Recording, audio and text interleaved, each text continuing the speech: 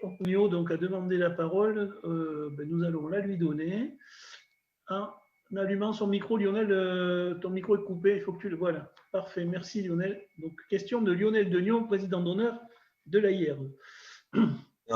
C'était très brièvement une observation pour remercier Ismaël Améry parce que la question de la société inclusive a été posée au président de la République devant le Collège des Bernardins et il a répondu que lui, il ne savait pas très bien ce que ça voulait dire la société inclusive. Et cette réponse, moi, m'avait un peu inquiété et finalement, j'avais trouvé intéressant qu'il nous la renvoie en pensant que nous avions à répondre à cette question-là. Et aujourd'hui, Ismaël, vous nous avez, par votre contribution, encouragé à poursuivre notre démarche, je pense, militante pour répondre aussi à cette question ou du moins à cet objectif. Et je tenais personnellement à vous en remercier. Merci beaucoup. Y a-t-il des personnes qui souhaitent donc intervenir, poser des questions à Ismaël Améry, éventuellement critiquer son propos, la critique étant bien sûr toujours constructive et positive. Il peut y avoir aussi des points de divergence, des accords ou des questionnements, notamment sur les organisations. Donc n'hésitez pas. Moi, j'avais peut-être une remarque pour Ismaël, là, en attendant que d'autres personnes se manifestent. Là, nous allons organiser une assemblée, une université d'été au mois de septembre autour de la thématique des nouvelles gouvernances. Donc vraiment dans la droite ligne de vos dernières diapos, c'est comment on va venir à un moment donné adapter les gouvernances associatives justement à ces enjeux de transition inclusive et comment par la transformation de nos propres organisations, on pourrait être à même de davantage s'adapter et être plus réactif, plus comment dire, innovant, plus agile. Voilà, c'était le mot agile que je cherchais. Voilà, avoir davantage d'agilité dans la transformation publique. Parce que sur la question de l'agilité et en tout cas de la transformation des organisations, je pense qu'il y a plusieurs manières de l'envisager. Enfin, il n'y a jamais une seule bonne méthode, ça n'existe pas. Je pense que alors moi je vais vous parler de ce que j'ai étudié en fait et des expériences que je mène. Je pense que le préalable à tout ça, c'est la question de la discussion stratégique et de la discussion politique.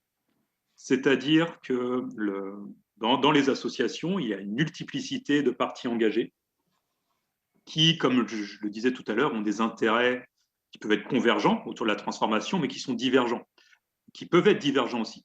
Et je pense qu'en tout cas, un des préalables à ces process, c'est bien de prendre en compte tous ces avis divergents et convergents et de pouvoir les discuter. Enfin, moi, dans les expériences que je mène actuellement dans des associations, qui sont des associations qui ont une histoire, qui ont une identité propre et qui ont aussi des volumes d'activité assez importants, quand on met autour de la table conditions sanitaires, hein, des fois on est obligé de se mettre dans des gymnases pour respecter les distanciations, etc. On le fait aussi en visio. Enfin, mais ce que je veux dire par là, c'est que quand se retrouvent des représentants de ces différentes parties engagées, et j'inclus là-dedans évidemment les personnes accompagnées, les familles, etc., toutes ces parties engagées, quand elles discutent de leur perception des transformations à l'œuvre, il se passe déjà quelque chose. C'est-à-dire qu'à partir du moment où on est capable de comprendre le positionnement et les perceptions, les difficultés, les craintes, les espoirs de l'autre dans ces transformations, on franchit un cap dans la capacité à travailler ensemble. Et cette capacité à travailler ensemble, cette intelligence collective, est de toute façon nécessaire pour mener ces transformations organisationnelles, stratégiques et même politiques. C'est bien par le dialogue entre ces parties engagées qu'on va pouvoir arriver à ces process de transformation. Donc, avant de penser les questions organisationnelle précisément, il faut pouvoir, pour moi, hein, et c'est mon point de vue, il est discutable évidemment, mais c'est bien en incluant toutes les parties engagées dans la discussion politique et stratégique, j'ai pas dit la décision, hein, j'ai dit la discussion, qu'on peut lancer ces process. Pour moi, c'est un préalable. Sinon, c'est très compliqué et on risque de répéter les transformations descendantes ou les injonctions descendantes à la transformation, on risque de les répéter au sein des organisations de la même manière qu'elles se passent dans la commande publique finalement. Merci.